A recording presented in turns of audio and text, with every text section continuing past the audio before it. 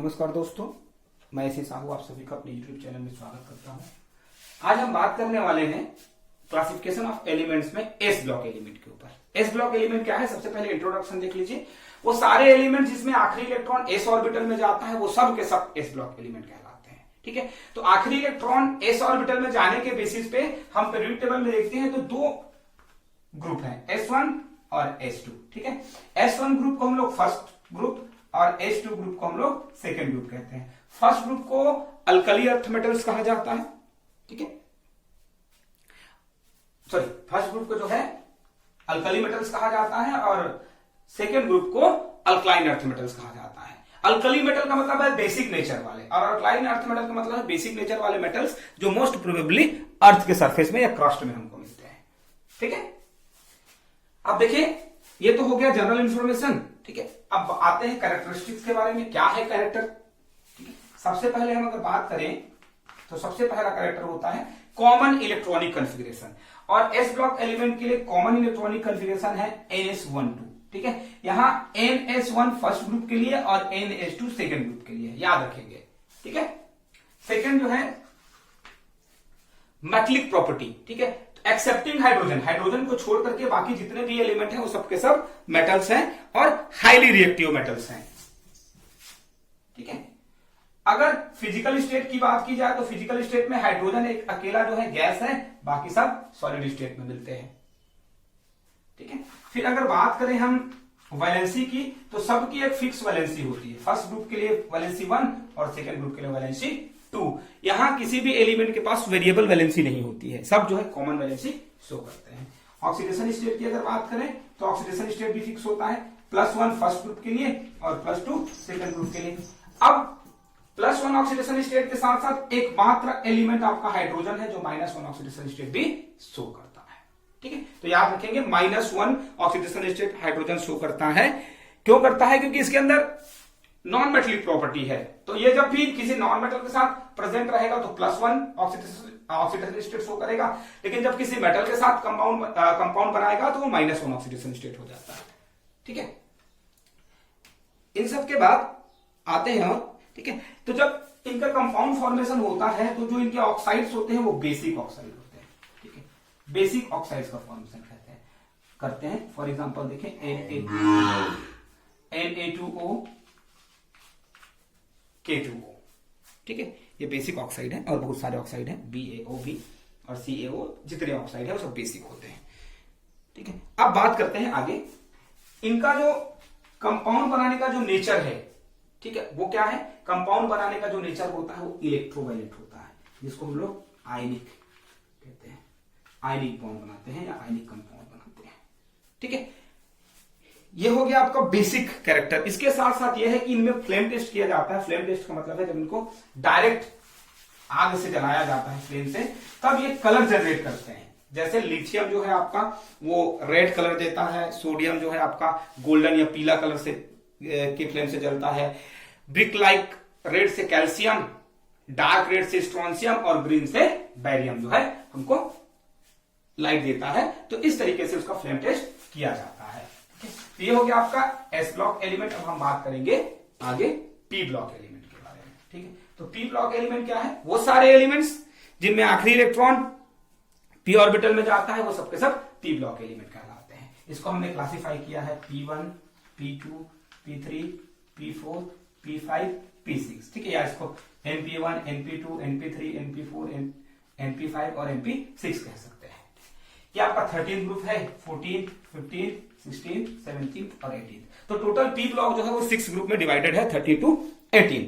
ठीक है, अब इन सब ग्रुप का अलग अलग नाम है। इसका नाम है इलेक्ट्रॉन डिफिशिएंट ग्रुप। नाम क्यों ऐसा है? क्योंकि इसके जो जितने भी कोवैलेंट कंपाउंड बनते हैं वो सब के सब इलेक्ट्रॉन डिफिशिएंट होते हैं, उनके पास ऑक्टेट कंप्लीट नहीं होता है। इनको हम लोग कार्बन फैमिली कहते हैं, 14 ग्रुप को, 15 को नाइट्रोजन फैमिली, 16 को चैल्कोजेंस कहा जाता है। स्पेशल नाम है चैल्कोजेंस का मतलब क्या है? ऐसे एलिमेंट जो ओड्स के फॉर्म में प्रेजेंट होते हैं। तो इस ग्रुप के मैक्सिमम एलिमेंट जो है ओड्स के फॉर्म में प्रेजेंट रहते हैं। ठीक है, ये आपका हेलोजन है। हेलोजन हाईली रिएक्टिव नेचर के कारण हेलोजेंस, ठीक है, इजिली इलेक्ट्रॉन गेन कर लेते हैं। और लास्ट जो है वो इनर्ट गैसेस या जीरो ग्रुप कहलाता है, क्योंकि ये किसी से रिएक्ट नहीं करता है। ठीक है, तो बेसिक इंफॉर्मेशन इतना था। अब आते हैं कैरेक्टर्स के बारे में। कि क्या है पी ब्लॉक एलिमेंट के कैरेक्टर। ठीक है, तो पी ब्लॉक एलिमेंट का सबसे पहला जो कैरेक्टर है वो है उसका कॉमन इलेक्ट्रॉनिक कन्फिगरेशन, और वो होता है np126।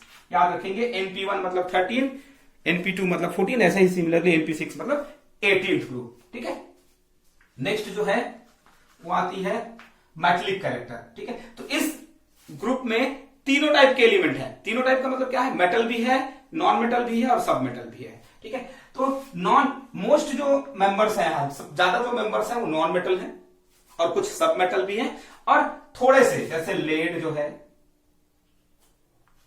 या बिस्मथ जो है, ऐसे जो है कुछ हैवी मेटल्स भी इस ग्रुप में प्रेजेंट हैं। ठीक है, नेक्स्ट जो है वैलेंसी। ठीक है, तो सबकी एक फिक्स वैलेंसी होती है, लेकिन कुछ एक्सेप्शंस हैं, जैसे नाइट्रोजन, फास्फोरस और सल्फर, तीन ऐसे एलिमेंट हैं जिनकी वेरिएबल वैलेंसीज होती है, मतलब ये जो है एक से ज्यादा वैलेंसी में कंपाउंड का फॉर्मेशन करते हैं। ठीक है,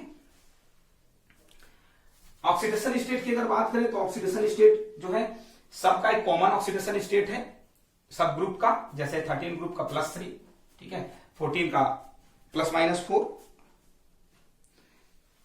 15th का -3, 16 का -2, 17 का -1 और 18 का 0। लेकिन उसके बाद भी कुछ एलिमेंट है जो वेरिएबल ऑक्सीडेशन स्टेट शो करते हैं, जैसे कि नाइट्रोजन मैंने लास्ट टाइम बताया ही था कि इसके सबसे ज्यादा ऑक्सीडेशन स्टेट होते हैं। ठीक है, फिर फास्फोरस और सल्फर, ये ऐसे एलिमेंट है जो एक से ज्यादा ऑक्सीडेशन स्टेट में कंपाउंड का फॉर्मेशन करते हैं। ठीक, अब कंपाउंड फॉर्मेशन पे आते हैं, तो याद रखिए ये दो टाइप के कंपाउंड बनाते हैं। जब पी ब्लॉक एलिमेंट किसी दूसरे पी ब्लॉक एलिमेंट के साथ कंबाइन होते हैं तो वो कोवैलेंट बनाते हैं। ठीक है, कोवैलेंट कंपाउंड बनाते हैं। लेकिन यही पी ब्लॉक एलिमेंट जब एस ब्लॉक एलिमेंट के साथ कंबाइन होते हैं तो आयनिक कंपाउंड बनाते हैं। ठीक है, याद रखिएगा। ठीक है, पी ब्लॉक एलिमेंट के साथ अगर कंबाइन होकर कंपाउंड का फॉर्मेशन करेगा तो वो कोवैलेंट होगा, लेकिन जब वो एस ब्लॉक एलिमेंट के साथ कंबाइन होगा तो वो बनाएगा आयनिक। क्लियर? चलिए, नेक्स्ट कैरेक्टर क्या है? ठीक है, नेक्स्ट कैरेक्टर ये है कि इसके जो ऑक्साइड्स होते हैं वो बेसिकली एसिडिक होते हैं। ठीक है, एसिडिक। ठीक है, लेकिन कुछ एक्सेप्शंस भी हैं। कैसे एक्सेप्शंस हैं? कुछ जो ऑक्साइड्स हैं जैसे मेटल लिथियम है, बिस्मथ है और लेड है, इनके ऑक्साइड जो है एम्फोटेरिक भी होते हैं। एम्फोटेरिक मतलब जिनके अंदर जो है एसिडिक और बेसिक दोनों कैरेक्टर होता है। ठीक है, तो एम्फोटेरिक होते हैं, फॉर एग्जांपल PbO, ये कॉमन एग्जांपल है। ठीक है, इस ग्रुप के जितने भी एलिमेंट हैं वो आयंस का फॉर्मेशन करते हैं। ठीक है, मोस्ट प्रोबेबली लोग नेगेटिव आयंस, एन आयंस का फॉर्मेशन करते हैं, और एन आयन दो तरीके के, जो P block element anion का फॉर्मेशन करते हैं वो एन आयन दो तरीके के होते हैं, दो टाइप्स के होते हैं। सबसे पहला होता है सिंपल एन आयन। ठीक है, जिसमें एक एलिमेंट के ऊपर माइनस चार्ज लिखा हो, जैसे क्लोराइड है, फ्लोराइड है, ऑक्साइड है। ठीक है, ये सब सिंपल एनायंस होते हैं। लेकिन कुछ कॉम्प्लेक्स एनायन भी होते हैं जो ये फॉर्म करते हैं, जैसे कार्बोनेट, सल्फेट, बोरेट। ठीक, तो इस तरीके से अगर देखा जाए तो ये आपके बेसिक प्रॉपर्टीज हैं पी ब्लॉक एलिमेंट्स के। ठीक है, अब पी ब्लॉक एलिमेंट में एक स्पेशल ग्रुप है जिसको हम लोग बोलते हैं 18 group. 18 group is also known as noble gases और जीरो ग्रुप। ठीक है, इनको नोबल गैस क्यों कहते हैं या जीरो ग्रुप क्यों कहते हैं? ठीक है, उसका कारण मैं बता देता हूं। नोबल गैस इसलिए क्योंकि इनके कैरेक्टर बाकी किसी से भी नहीं मिलते हैं, नोबल गैस। ठीक है, जीरो ग्रुप इसलिए क्योंकि इनकी वैलेंसी और ऑक्सीडेशन स्टेट दोनों जीरो होता है, इसलिए इसको हम जीरो ग्रुप कहते हैं। ठीक है, और इनर्ट गैसेस क्यों कहा जाता है? क्योंकि ये सिंपल एटमॉस्फेयर में या नॉर्मल कंडीशंस में किसी के साथ रिएक्ट नहीं करते हैं। ठीक है, आगे स्टडीज में ये बता किया गया है कि क्रिप्टन, ठीक है, जिनान जैसे जो कंपाउंड है वो कुछ क्रिप्टन और जिनान जैसे एलिमेंट जो है कुछ कंपाउंड का फॉर्मेशन कर लेते हैं, लेकिन वो एक्सट्रीम कंडीशन है, इसलिए इनको हम लोग इनर्ट गैसेस कहते हैं। ठीक है, थैंक यू, इतना याद रखिएगा। नेक्स्ट पार्ट में हम बात करेंगे डी ब्लॉक और ए ब्लॉक एलिमेंट के बारे में।